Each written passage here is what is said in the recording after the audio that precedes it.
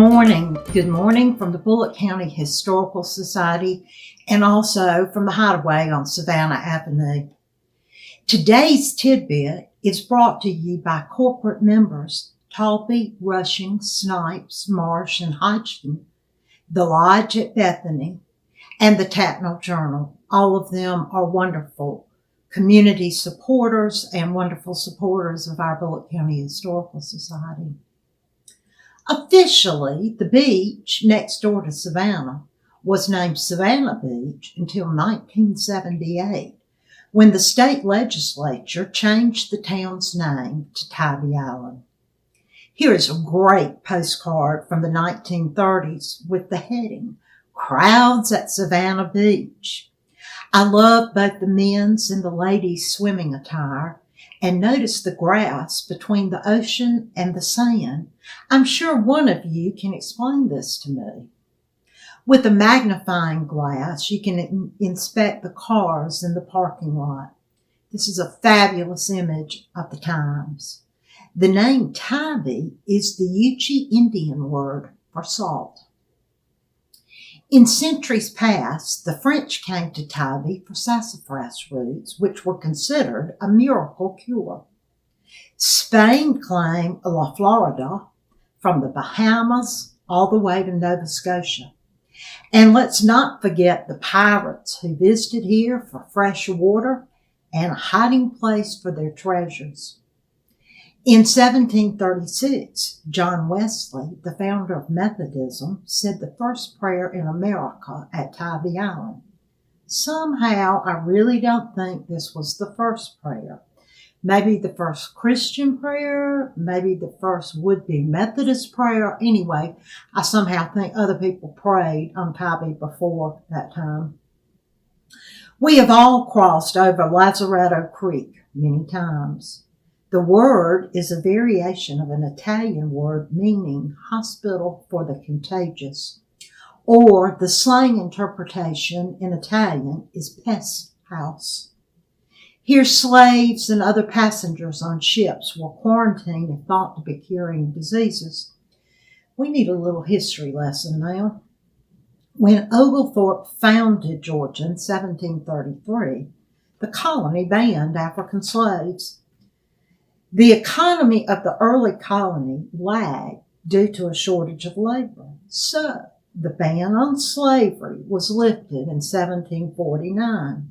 Again, follow the money.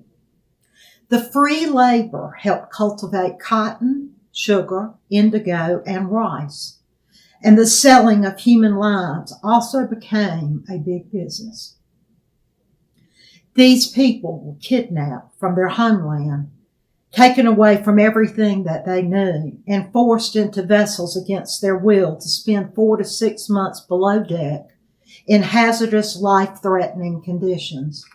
I still can't fathom all of that.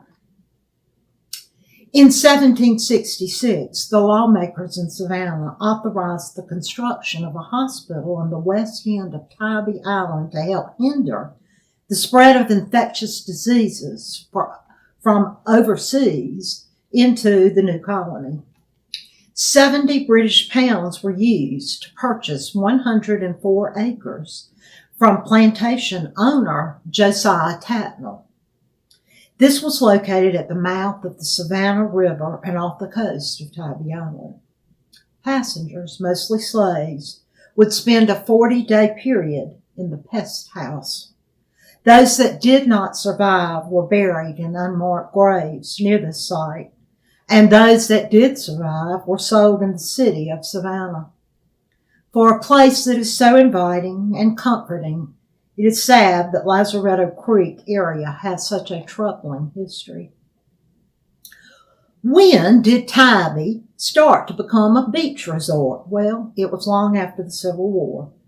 Local Savannah residents who wanted to escape the heat of downtown for the cooling breezes of Tybee Island started building on the island.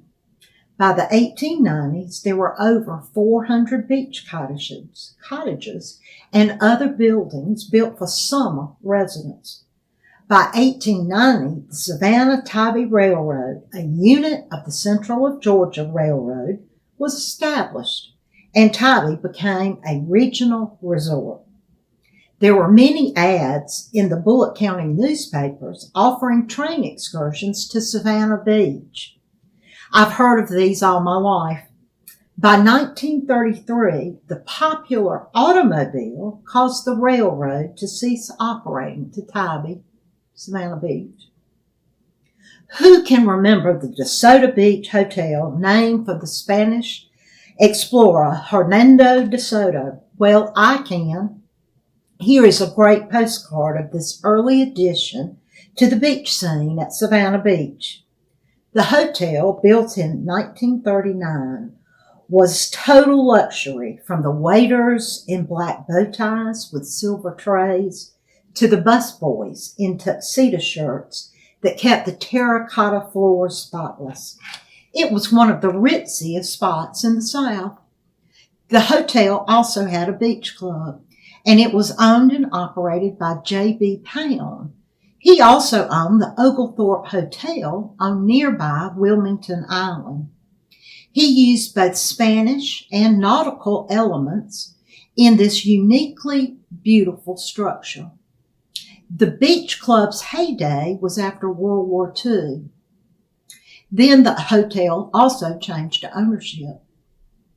The new ownership ushered in a less ritzy crowd and also offered the only beachside dance floor on the southern coast.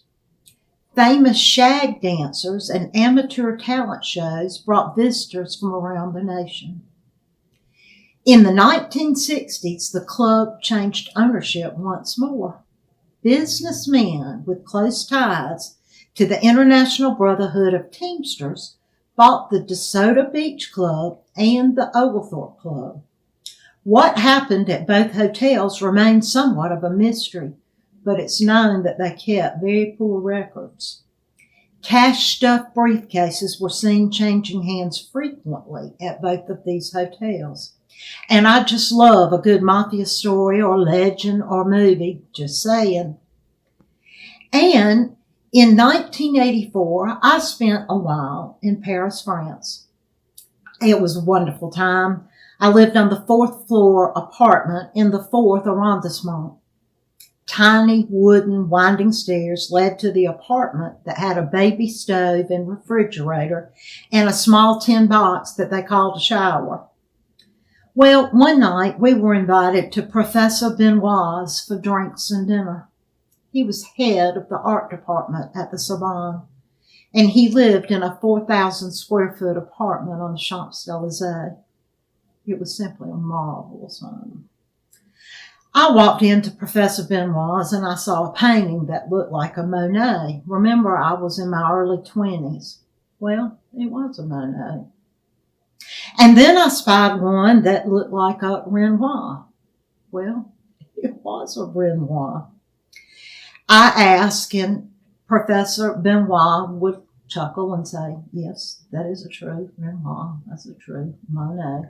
So in the next room we went into, it was a fabulous piece of art. And I said, well, Professor Benoit, I know this building, and it's not a Monet, and it's not a Renoir, because it's the DeSoto Beach Club at Tybee Island. He chuckled out loud, and so did his wife, and he said, well, yes, it is. We holidayed there for a month many years ago, and I loved it so I had a painting made to bring home. This is a great story and even a better memory. Thanks for sharing some time with me today. Bye.